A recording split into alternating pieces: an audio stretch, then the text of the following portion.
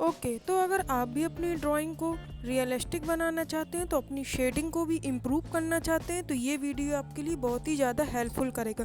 क्योंकि आज हम काम करेंगे हेयर पर, और आज हम आपको सिखाएंगे हेयर पर कैसे ड्रॉ करना है, कैसे उसको रियलिस्टिक बनाना है। ये सब बातें आज हम आपको वीडियो में बताएंगे। तो हे गाइस, अगर आपने सब्सक्राइब नहीं किया हो तो आप सब्सक्राइब कर लें, और अगर मुझसे पहली बार मिल रहे हैं तो हे गाइस, मेरा नाम है विजेता। आप देख रहे हैं विजेता आर्ट एंड क्राफ्ट। मैं आपको एक बात ये बताना चाहती हूँ, जब तक आप किसी भी ऑब्जेक्ट को एक आर्टिस्ट की तरह देखना नहीं सीख पाएंगे, तब तक आप उस ऑब्जेक्ट को ड्रॉ नहीं कर पाएंगे। तो सबसे पहले मैं आपको क्या बताऊंगी, रेफरेंस फ़ोटो को ऑब्जर्व करना होगा, हेयर को आर्टिस्ट की तरह देखना होगा, तब जाके रेफरेंस फ़ोटो में क्या क्या ऑब्जर्व करना है, कैसे ऑब्जर्व करना है। जैसे कि डार्क वैल्यू होती है, लाइट वैल्यू होती है, किधर हेयर में ज़्यादा लाइट पड़ रही है, किधर हेयर में ज़्यादा डार्कनेस पड़ रही है। ये सब चीज़ों को एक बिगनर्स को बहुत ही ज़रूरी होता है देखना, जिनमें कुछ बिगनर्स ऐसे होते हैं कि बिल्कुल टेक्सचर या फिर भी डिटेल्स ही नहीं नज़र करते, पूरे हेयर को ही ब्लैक कर देते हैं कि हेयर बन गया। कुछ आर्टिस्ट ऐसे होते हैं कि अगर उनको डिटेल दिखाना हो तो हेयर में डिटेल दिखाते हैं, लाइनिंग दिखाते हैं, पर वो चीज़ें ओरिजिनल नहीं लगती है जो हमें रियलिस्टिक दिखाना होता है एक हेयर में। पूरे में ब्लैक नहीं किया है, जहाँ जहाँ वैल्यू ब्लैकनेस थी, डार्कनेस, वहाँ मैंने ब्लैक किया हुआ है। वो भी मैंने ब्रश की सहायता से किया है, ये नहीं कि सीधा पेंसिल उठाया और ब्लैक कर दिया। आपको ये सब चीज़ों का बहुत ही ध्यान देना होगा अगर आपको एक रियलिस्टिक और रेफरेंस फ़ोटो के जैसा बनाना है। तो ये वीडियो थोड़ा लंबा जाएगा, पर आपको इसमें पूरी बातें समझ में आएंगी। अगर मेरी बातों को नहीं समझ रहे तो आप जो ड्रॉ कर रही हूँ मैं, उसको आप समझ सकते हो, उसको आप ध्यान से देखेंगे तो आपको पूरी बात समझ में आएगी। क्योंकि ये मुझे इंस्टाग्राम से ऑर्डर मिला हुआ है, और मैंने इसको सोचा कि क्यों ना मैं इसको यूट्यूब पे डालूँ, अपलोड करूँ, ताकि और लोग भी जान सकें कि कैसे एक रियलिस्टिक बना सकते हैं हम। आप जब रियलिस्टिक हेयर बनाना चाहते हैं तो आपको ये देखना होगा कि आप हेयर में क्या काम है आपका। हेयर के गुच्छे या एक एक हेयर को देखने की कोशिश करना है, उनके शेप्स को अपने दिमाग में इमेजिन करना है। इसी में आपको हेयर को फ्लो करके 5 डायरेक्शन का भी पता चल जाता है कि हमने इधर हेयर में क्या करना है, इस शेप में क्या करना है, इस शेप में क्या करना है, कौन से गुच्छे में हमें काम करना है। इन्हीं डायरेक्शन की हेल्प से आप बाद में शेडिंग और ब्लेंडिंग कर सकते हैं। मतलब पेंसिल को, स्ट्रोक को और ब्लेंडिंग के लिए ब्रश के स्ट्रोक्स को आपको इन्हीं डायरेक्शन में लगाना होगा। आपको देखना होगा कि किधर है ये हेयर में लाइट ज़्यादा है आ रही है, किधर लाइट कम आ रही है।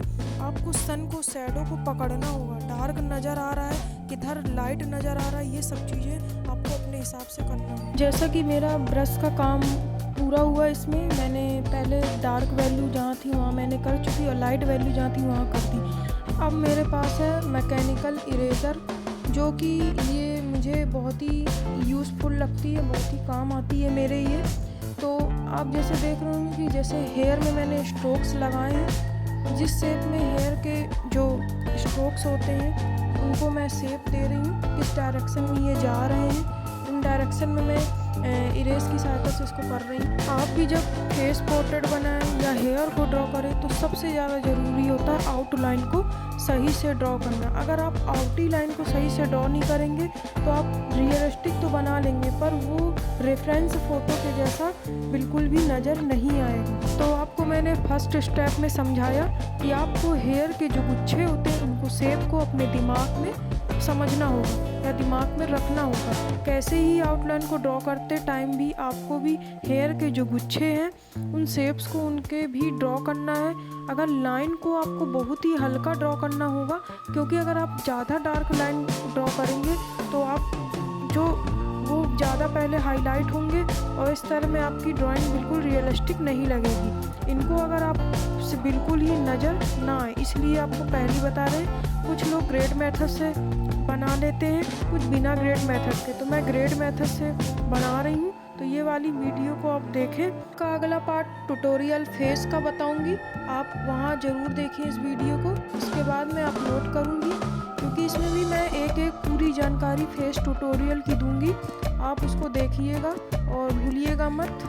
जैसे मैंने पहले बताया था डार्क वैल्यू और लाइट वैल्यू, तो जहाँ डार्क वैल्यू मैं पेंसिल से उधर लाइट करके उसको देख रही हूँ, हल्के प्रेशर से कर रही हूँ। ये नहीं कि आप बिल्कुल पेंसिल को बिल्कुल उस पर प्रेशर में दबा ही दें, ऐसा नहीं करना है, क्योंकि जब भी ये काम करते हैं तो पेपर डैमेज हो जाते हैं। तो आप सबको ये बातों को बहुत ही ज़्यादा ध्यान रखना होगा। बहुत सारे बिगनर्स सबसे ज़्यादा गलती ये भी कर जाते हैं कि इस तरह से कि एक एक हेयर को दिखाने की कोशिश कर देते हैं, जबकि रियल लाइफ में या फिर फ़ोटोज़ में या रेफरेंस फ़ोटोज़ में हमारी आंखें एक एक हेयर को इस तरह से लाइंस को नहीं देख पाती और हमारी आंखों को एक गुच्छे की तरह ही नज़र आती है, या फिर पूरे भरे भरे बाल होते हैं, पूरे हेयर बिल्कुल अलग ही दिखते हैं, तो लाइंस नहीं बनी रहती हेयर में। तो इस तरह हमारे दोस्त एक एक हेयर को दिखाने की कोशिश कर देते हैं। इनकी ड्राइंग काफ़ी ज़्यादा अनरियलिस्टिक और अननेचुरल नज़र आने लगती है और बहुत सारे बिगनर हेयर को बिल्कुल ही ब्लैक बना देते हैं, मतलब कि पूरा क्या बोले पूरी चारकोली उस पर घिस देते हैं, इक्वली डार्क वैल्यूज़ को ऐड कर देते हैं और इस तरह में ना लाइट वैल्यू का पता चलता है ना डार्क वैल्यू का। इसमें आपको सबसे ज़्यादा पेशेंस से काम रखना होगा, क्योंकि हड़बड़ाहट में या जल्दबाजी में बनाने से ये नहीं बनता है। बहुत ही प्रैक्टिस के बाद ही आपका ये एक रियलिस्टिक आप बना सकते हैं, इसलिए आपको बहुत ही पेशेंस से हर एक स्टेप को समझ के ही काम करना होगा। जैसे मैं आप देख रहे होंगे कि मैं हेयर को कैसे एक एक हाईलाइट कर रही हूँ, ये नहीं कि मैं पूरी पेंसिल चला दी या डार्क कर दी। आप देख रहे हो कितना मैं लाइट वैल्यूज से काम कर रही हूँ, कितनी कम प्रेशर से इसको मैं दिखा रही हूँ, हेयर को इम्प्रूव करना चाह रही हूँ। ये एक रियलिस्टिक बनाने की पहचान होती है। जो हेयर के गुच्छे होते हैं उसमें जो रैंडम मतलब इधर उधर शार्प टिप की हेल्प से मैं ड्रॉ कर लेती हूँ। इनको मैं बहुत ही ज़्यादा हल्के प्रेशर के साथ ही ड्रॉ करती हूँ। इनको भी मैं फ़ोटो रेफरेंस फ़ोटो को ऑब्ज़र्व करके ही ड्रॉ करती हूँ। फ़ोटो में जहाँ जहाँ पेचेस हैं, जिस जिस डायरेक्शन में हेयर होंगे मैं उसे उनकी ड्रॉ करूँगी, मतलब उसी डायरेक्शन पे। अपनी मर्ज़ी से कहीं पर भी ड्रॉ नहीं करना है। इन हेयर को ड्रॉ मैं स्टेप बाय स्टेप फॉलो करके ही भी हेयर के पार्ट को कंप्लीट कर लेती हूँ। बस मैं ध्यान रखूँगी कि मैंने जो रेफरेंस फ़ोटो में ऑब्जर्व किया था तो इस तरह दूसरी तरफ भी कंपोजिशन में ज़्यादा हाईलाइट तो नहीं है।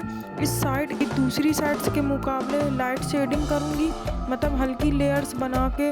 वाइट चारकोल पेंसिल को यूज़ करते हैं कुछ लोग, तो मैं वाइट पेन का यूज़ करती हूँ, पर मैंने ना इसमें वाइट पेंसिल का यूज़ किया है ना ही मैंने वाइट पेन का यूज़ किया है। तो आप समझ सकते होंगे कि मैंने कितनी रेफरेंस फ़ोटो को देख के काम किया है कि मुझे पेंसिल की भी ज़रूरत नहीं है। इसलिए पहले ही हमें ये सब चीज़ें ध्यान रखना है कि हमें कहाँ डार्क वैल्यू रखना है, कहाँ लाइट वैल्यू रखना है। ये सब बातों को बहुत ही ज़्यादा ध्यान से देखना होगा। तो आप देख सकते हैं कि इन सारे स्टेप्स को मैंने फॉलो करके हेयर को यहाँ तक ड्रॉ कर लिया है, जो कि काफ़ी ज़्यादा रियलिस्टिक बने हुए हैं। और इसी तरह से अगर आप भी इन बातों को ध्यान में रखें हेयर को ड्रॉ करेंगे तो डेफिनेटली आप भी अपनी ड्राइंग को रियलिस्टिक बना पाएंगे। तो आई होप इस वीडियो से आपने ज़रूर कुछ नया सीखा होगा। हेयर ड्रॉ करते समय रियलिस्टिक ड्रॉ ना करने की मिस्टेक हेयर हमेशा गुच्छे में नज़र आती है। अगर आपको ये वाली वीडियो अच्छी लगी हो तो लाइक, कमेंट और सब्सक्राइब करना मत भूलिएगा। तब तक मिलते हैं हम आगे के और वीडियो में। Keep learning, keep trying.